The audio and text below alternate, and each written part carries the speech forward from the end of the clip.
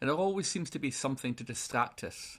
Always seems to be something to just keep us preoccupied and scared. Not knowing what to do. Not thinking that we can do anything about it anyway. Feeling completely helpless. And then we just conform to whatever we get told to do. But is that the way it's really supposed to be? And if it isn't, then what do we do about it? That comes back to the thing that I said at the beginning. We all feel quite powerless. How can you do something if you're, after all, one single little guy or girl, some corner of the, let's say, Western world? That's where I am, in a corner of the Western world, up in the north of Scotland right now.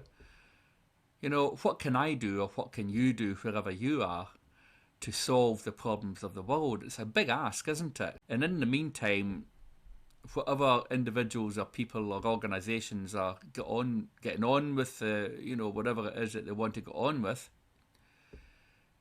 here we are just, dumb victims, are we, of it all? But we're not in the Western world, apparently. We're really privileged here. Because we are not in one of the corners of the world where all the mayhem and murders and,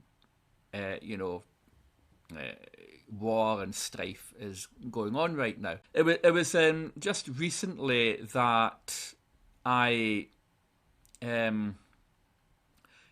came across a story that, and I don't know how true it is, so, this is purely second-hand information, something I read on the internet, but I believe that, if I go back and check it, I'm just thinking about it just now, and I might check it later, but you guys can check if you want. There was a story that apparently there was, a false alarm that nearly caused nuclear war, and it was because a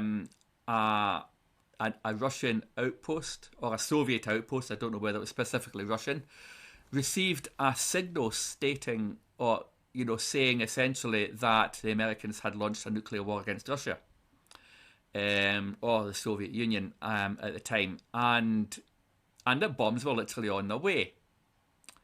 Now, this clever Soviet chap who was,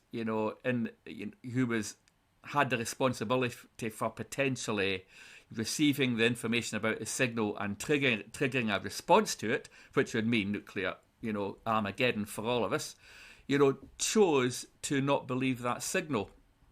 And he didn't press the red button. And because of that, because it turned out that the signal saying that they were being attacked by the Americans was a false signal, and they weren't being attacked, that literally saved the world, because that was moments away from nuclear catastrophe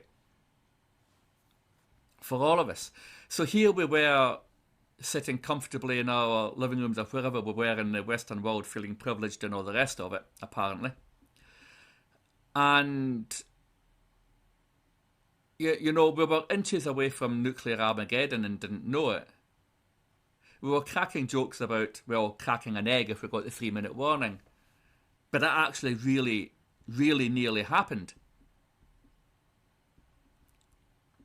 And it was a Soviet chap that saved us all by not responding because he suspected correctly that it was a false signal. And he didn't respond to it, and the world was saved.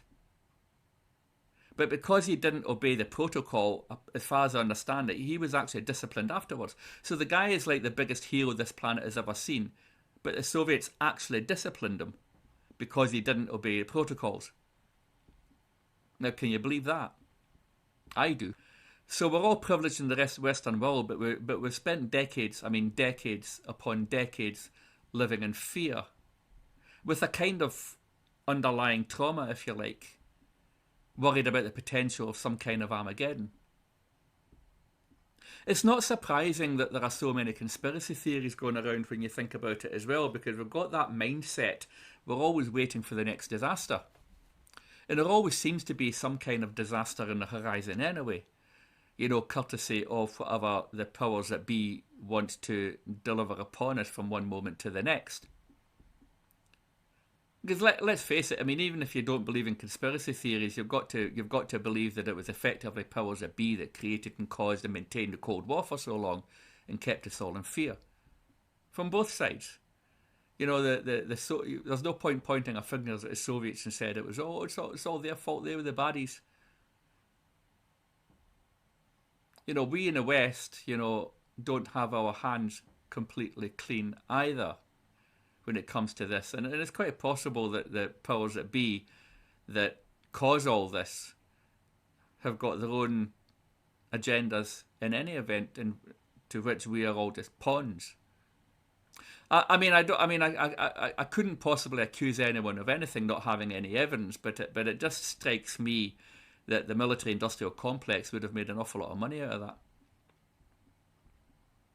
And the pharmaceutical industry would have made an awful lot of money out of the medical industry during that time as well. And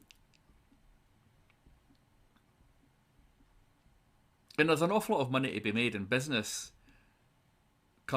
stemming from catastrophes. And again, that also feeds into conspiracy theories.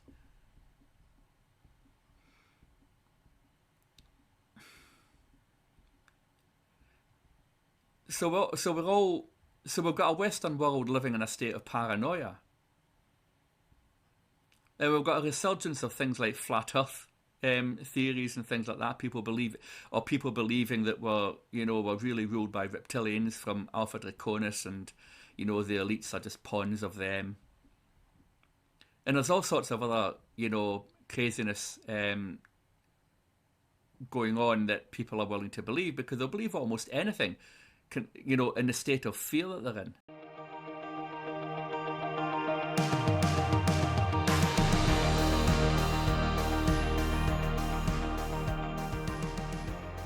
I hope you've really enjoyed this episode. If you did, please share far and wide so others can benefit too, and download the podcast audio so you can listen again whenever you like, wherever you like.